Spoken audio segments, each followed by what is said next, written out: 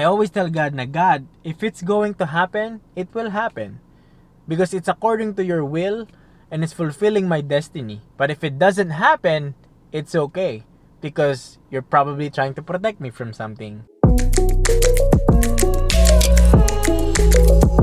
What's going on, everybody? Today, nagbabalik na naman tayo sa panibagong video. And if you're new to this channel, welcome and God bless you guys. I would highly recommend you guys to click that subscribe button, hit that notification bell so you don't miss any of the new videos that'll be coming out in the future. At yun nga mga kaibigan, no, nandito tayo ngayon sa labas ng parking lot ng trabaho ko. At papakita ko sa inyo ang daily life of an automotive mechanic dito sa Canada. Stick around guys because I will tell you the story of how I came about choosing this path or choosing this career in my life. So let's get into it.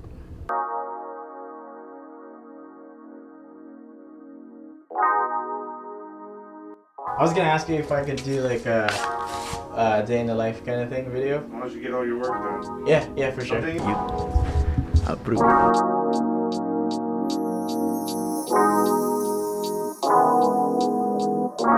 Susot ko lang tong damit na libre lang, pang trabaho lang talaga para okay lang madumihan dahil this is a dirty job. So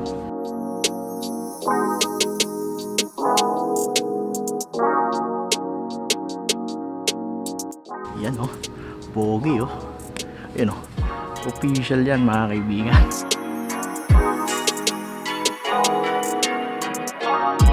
Yan, okay na tayo guys. Solve na tayo. Pwede tayo magtrabaho para ng mekaniko. No? So yun na mga kaibigan. No? So nakadamit na po tayo.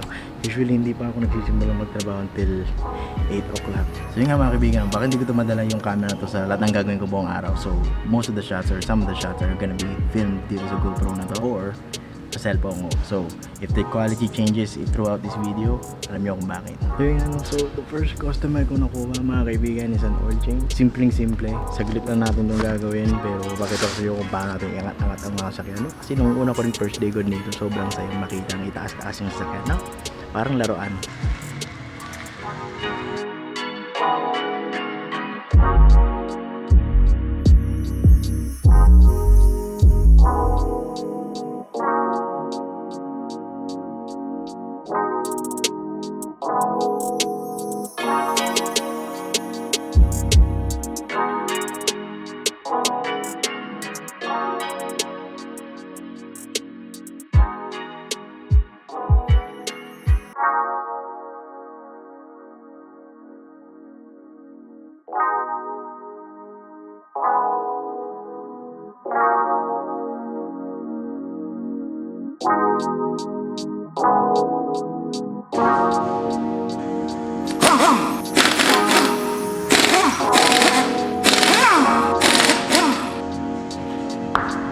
A few inches later.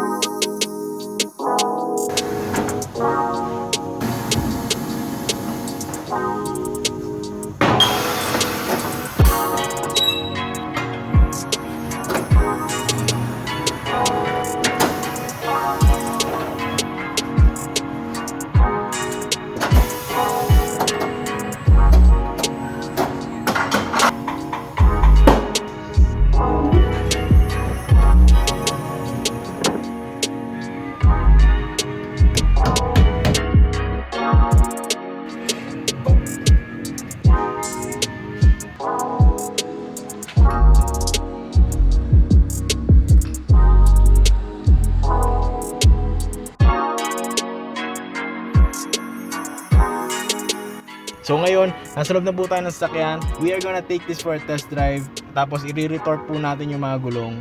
And then, it's good to go. So yun nga mga kaibigan, no? Meron naman tayong panibagong trabaho. Ito naman po ay nangangailangan na. So gagawin po natin yan mga kaibigan. So, stay tuned. So guys, sana maintindihan nyo yung gist of the situation right now, no? Kung hindi ko mapakita lahat ng ginagawa ko, all 4 breaks, all 4 corners, but it's the same idea. Kasi tingnan nyo naman po ang aking contraption sa pag-film nitong clip na to. Ayan po yung camera ko, nakasabit lang po yan dito mga kaibigan. Kaya mga kaibigan, pasensya na kung hindi ko talaga makuha lahat, pero you get the idea.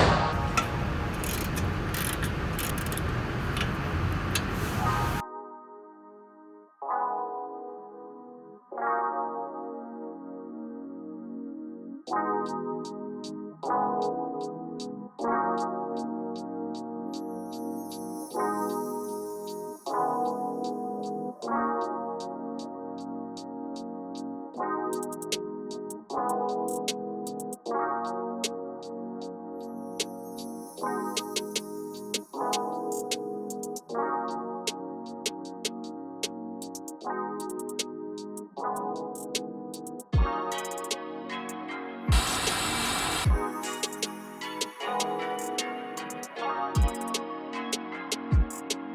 nga mga kaibigan, no? So napapagalitan na tayo, so kailangan natin tapusin ito in...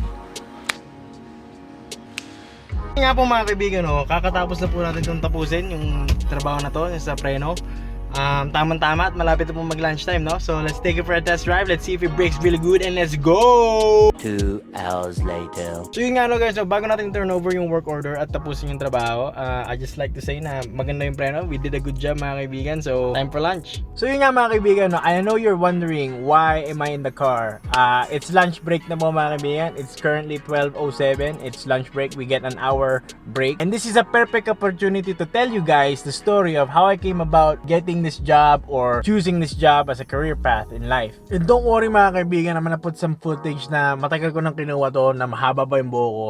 Pero I'm gonna show you some footage para hindi naman kayo maburya sa mukha ko, no? Kasi nakakaumay din minsan yung mukha ko. So mga kaibigan, this is not the first choice of career path na talagang kukunin ko. I used to go to school and I used to go to college. I was majoring in finance sa college. After a year of doing that, hindi ko talaga siya nagustuhan, hindi ko siya na-feel. And sa sinabi ko sa sarili ko na I don't really wanna do this for the rest of my life and I wanna be more involved in my job. Well, people are gonna ask me, mahirap bang makuha yung trabaho mo? I know a lot of people are looking for apprenticeships right now in Canada at mahirap talaga makahanap ng employer sometimes, especially if you don't have any experience to back it up. And I didn't have any experience in a shop, pero natanggap ako. So how did I do it? So unang-una mga kaibigan, I didn't get to be a mechanic right away. The very first job that I got was a valet. I used to do that. I wasn't really a mechanic. I was just parking cars. But my intention in mind was I wanted to be a mechanic. I kept praying to God na, God, sana i-bless mo ako ng trabaho na gusto kong mapasukan. So after that 1 year na pumapasok ko sa college,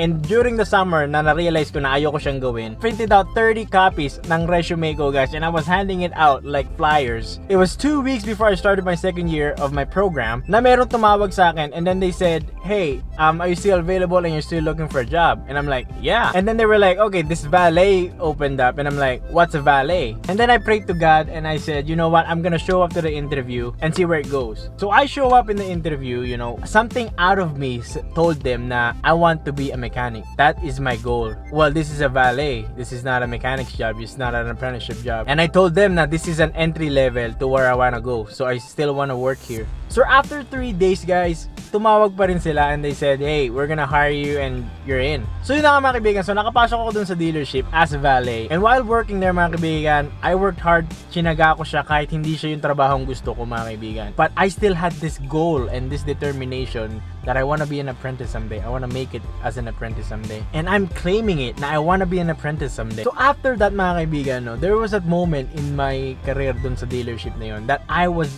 not eating lunch and I was just going out and handing out more of my resumes. The manager approached me dun sa dealership na yung mga kaibigan, believe it or not, and he said to me, you know what, I'm gonna open up a position for you to start doing oil changes, doing some tires. That is it guys, like it was there and I was like, oh my gosh. And then after that mga kaibigan, a day after na sinabi sa akin ng manager yon, someone called me and it was this shop kung saan ako nagtatrabaho, and he said, hey, I received your resume, are you still interested in the job? And I said, yeah. I have nothing against the dealership that I work for. I loved working there. It was a really fun environment. Pero this is actually more hands-on and really gets in depth with what I want to do. So I chose this and now I'm here. If you want something really badly in life, and what I want you guys to take away from this video, unang-una is you have to have the faith. This is number 1 mga kaibigan, no? Because without faith, nothing will work. You won't have the guidance, you won't have the strength, you won't have the patience if you don't have the faith. Mga kaibigan, this is like the last point and this is the most important part na dito sa video na to, dito sa story na to, is I always tell God na, God, if it's going to happen, it will happen. Because it's according to your will and it's fulfilling my destiny. But if it doesn't happen, it's okay. Because you're probably trying to protect me from something. Or maybe it's just not the right time. Ayun nga no guys, so sana na-inspire kayo at na-motivate kayo with the short time that we had. Ngayon babalik na po tayo sa trabaho mga kaibigan and I'll see you there. So yun nga mga kaibigan, after lunch, sobrang naging busy yung shop namin and I couldn't really film. So basically mga kaibigan, malapit na matapos ang araw ngayon. So basically I'll end my day just throwing out some garbage. And I'll see you guys back at the house. So, peace. So yun nga mga kaibigan, no, nakauwi na po tayo. Salamat sa Diyos at pinotektahan niya tayo. Nilayo niya tayo sa mga pahamak. Maraming salamat sa inyo mga kaibigan at sumama kayo sa akin throughout my day. Remember to drop a like down below. Comment your thoughts in the comment section down below. Share this video to everyone that you know. I hope you guys have a blessed day and you remember to keep praying. And as always, I'll see you guys in the next one. Peace.